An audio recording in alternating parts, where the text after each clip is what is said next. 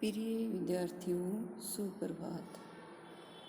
आज हम कक्षा 10 में जो पद्य भाग का 7 का पाठ है, सूर्यकांत त्रिपाठी द्वारा रचित, उसका अध्ययन करेंगे।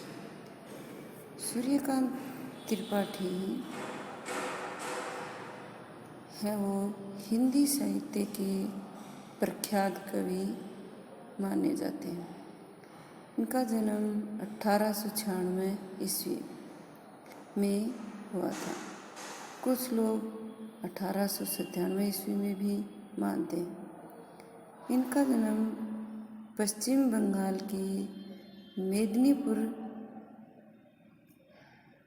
जिले के महिसादल में हुआ। यहाँ मेदिनीपुर में हुआ माना जाता है। इनके पिता का नाम राम सहाय त्रिपाठी उत्तर प्रदेश के उन्नाव जिले के रहने वाले थे। वे बंगाल में महिसादल में सिपाही की नौकरी करते थे। सूर्यकांत त्रिपाठी का जन्म रविवार के दिन हुआ था, इसलिए इन्हें सूरज कुमार भी कहा जाता था। इनकी प्रारंभिक शिक्षा बंगला भाषा में हुई और विद्यालयी शिक्षा में इन्होंने मात्र मैट्रिक तक की पढ़ाई पूरी की।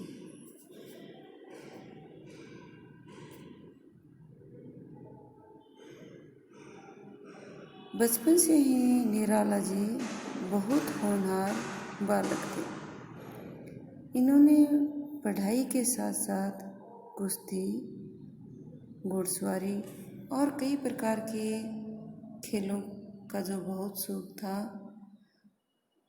वो पूरा किया। मात्र 3 वर्ष के थे तभी इनकी माताजी का देहांत हो गया, जिससे इनका बचपन सुख में व्यतीत नहीं हुआ। बचपन में ही इनका विवाह मनोहरा देवी से हो गया। निराला जी को बंगला भाषा के साथ साथ हिंदी में भी काफ़ी रुचि थी।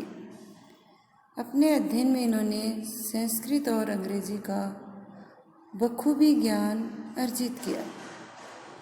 एक बार इनकी मुलाकात हिंदी साहित्य के प्रख्यात रचनाकार पंडित महावीर प्रसाद द्विवेदी से हुई, जिनके मार्गदर्शन से इन्होंने अपनी कई रचनाओं का सृजन किया। अपने पिता की छोटी सी नौकरी के कारण इन्हें कई बार समाज में तिरस्कृत होना पड़ा, किंतु इनके ऊपर इस बात का कोई गहरा प्रभाव नहीं पड़ा और ये अपनी लेखनी में निरंतरता बनाए रहे। यह हमेशा गरीबों के बीच में, शोषित किसानों के बीच में रहा करते थे। इनके 2 संतानें थी, जिनमें एक पुत्र और एक पुत्री। परिवार में आर्थिक कठिनाइयों का दौर उस समय व्यापक हो गया, जब प्रथम विश्व युद्ध के दौरान महामारी फैली, जिसमें इनकी पत्नी, जिनका नाम मनोहरा देवी था, इनके चाचा, भाई और भाभी का महामारी की वजह से निधन हो गया।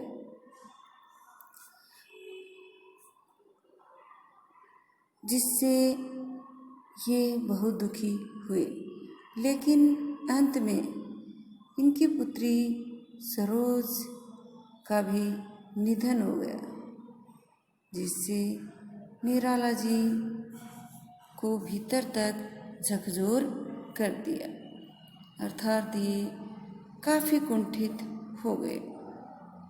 अपने जीवन में आई तमाम समस्याओं के बावजूद भी निराला जी ने अपने सिद्धांत से हटकर कभी भी समझौते का रास्ता नहीं अपनाया और अपना संपूर्ण जीवन आर्थिक संघर्षों में व्यतीत किया। ये स्वामी रामकृष्ण परमहंस और विवेकानंद से काफ़ी प्रभावित थे। हिंदी साहित्य का यह निराला काव्यकार इलाहाबाद शहर के दारागंज मोहल्ले में रहते हुए इनका निधन 1961 में माना जाता है। अर्थात इनका निधन 1961 में हुआ। अपने जीवन में निराला ने मृत्यु का जैसा साक्षात्कार किया, उसकी अभिव्यक्ति इनकी कई कविताओं में दिखाई देती है। विषम परिस्थितियों में भी इन्होंने जीवन से समझौता न करते हुए अपने तरीके से ही जीवन जीना उचित समझा। निराला जी की ख्याति अर्थात उनकी प्रसिद्धि एक छायावादी कवि के रूप में बनती है। साहित्य रचना में इनका पदार्पण, इनकी रचना जन्मभूमि की वंदना से आरंभ होती है। ये निरंतर मर्यादा और सरस्वती पत्रिका का अध्ययन करते थे। इनकी सर्वाधिक लोकप्रिय रचना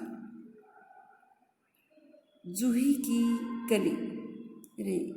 छायावादी कवियों में इनका अनोखा स्थान है। इनकी प्रमुख रचनाएं हैं बादल राग, भिक्षुक, विधवा, अनामिका, सरोज स्मृति, पंचवटी, प्रसंग, दान तोड़ती पत्थर, कुकुरमुत्ता, नए पत्ते,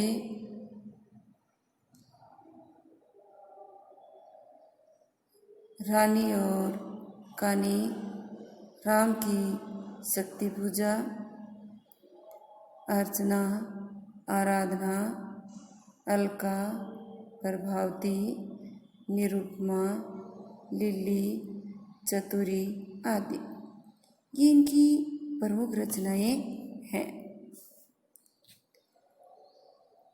निराला जी ने कविता के साथ उपन्यास, कहानी, आलोचना, विधवाओं को लिखने वाली आलोचना अर्थात विधवाओं को लिखने वाले निराला मूलतः कवि थे। उनकी कविताओं में जीवन का यथार्थ चित्रण तथा मानव की पीड़ा, स्वतंत्रता के प्रति तीव्र आक्रोश, अन्याय तथा विषम जीवन परिस्थितियों के प्रति संघर्ष करने की अदम्य गूंज भी सुनाई देती है या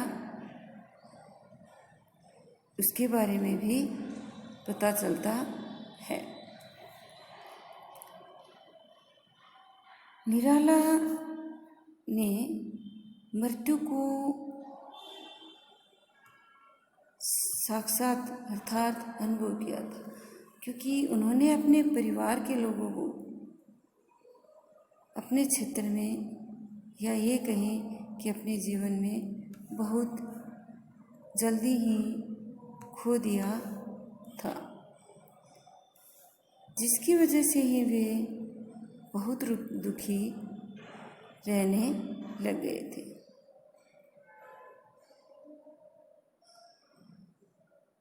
इनका जन्म वसंत पंचमी के दिन हुआ माना जाता है।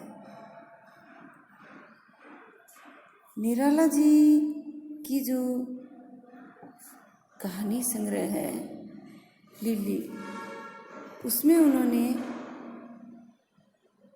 इन्होंने जो कहानी संग्रह लिखी है लिली, उसमें इनकी जन्म तिथि 21 फरवरी 1899 प्रकाशित है। निराला अपना जन्म दिवस है वो वसंत पंचमी को मनाते थे।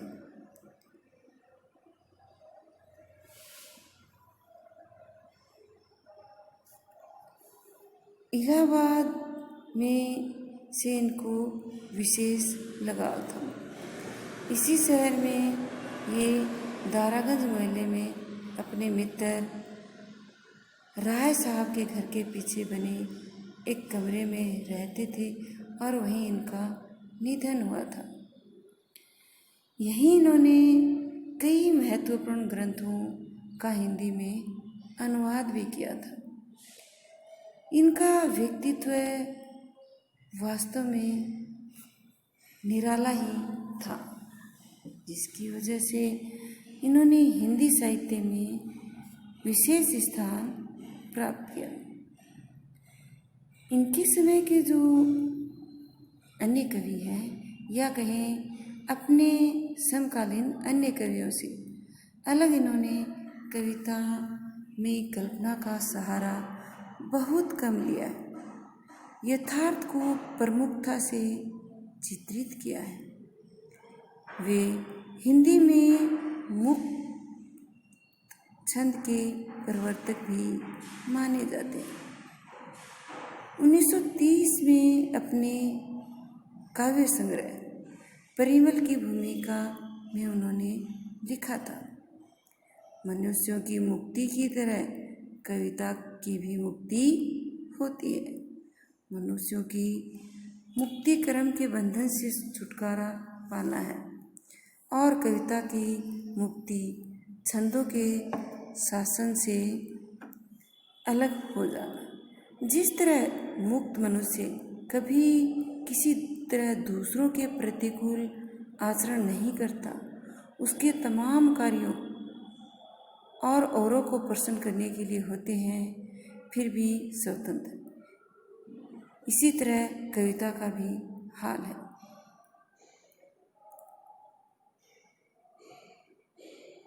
अर्थात मनुष्य के आधार पर ही ये कविता को मानते थे। इन्होंने जो रचनाएं लिखी हैं उनमें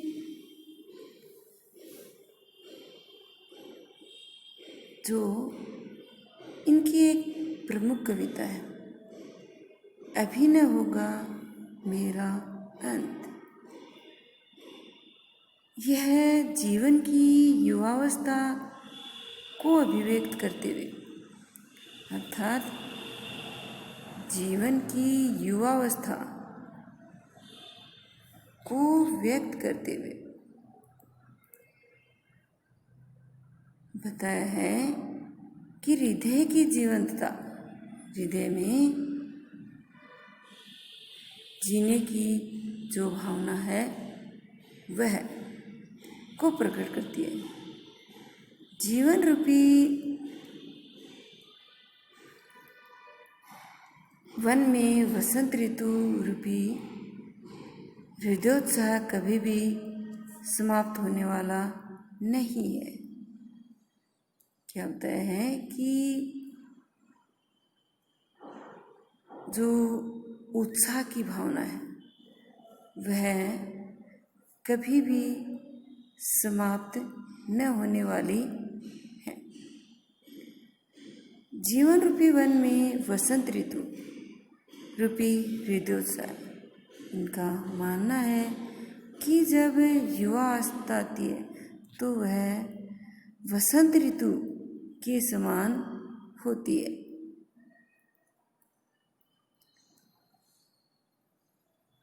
अर्थात युवावस्था को इन्होंने वसंत ऋतु का आधार दिया है। निराला का काव्य किसी एक मुकाम पर आकर ठहरने वाला नहीं है। ये कहें कि उनका काव्य किसी एक जगह आकर रुक जाए, यह नहीं है। वे इस कविता के माध्यम से निरंतर उत्साह है।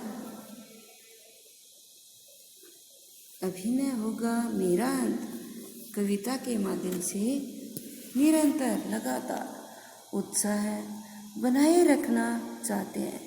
तभी तो वे कहते हैं अभिनय होगा मेरा अंत। इसी आधार पर ही बताते हैं, उत्साह की भावना के आधार पर ही, कि अभी मेरा अंत नहीं होगा, क्योंकि अभी अभी तो मेरे जीवन में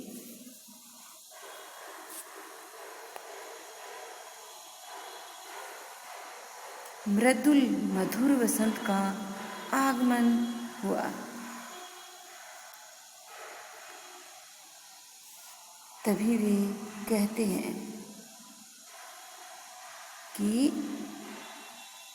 जीवन का यह पड़ाव, कौन सा? युवा अवस्था वाला पड़ाव है, उसे ऐसे ही नहीं खो देना चाहिए कि हाथ पर हाथ रखकर नहीं बैठना चाहिए।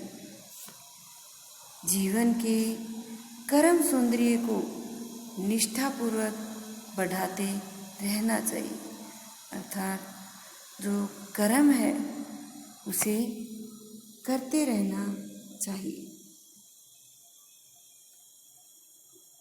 यह कविता निराला के प्रखर आशावाद एवं जिजीविषा से लबरेज है। तेज आशा की भावना और जीवन को मस्ती से बिताने की भावना।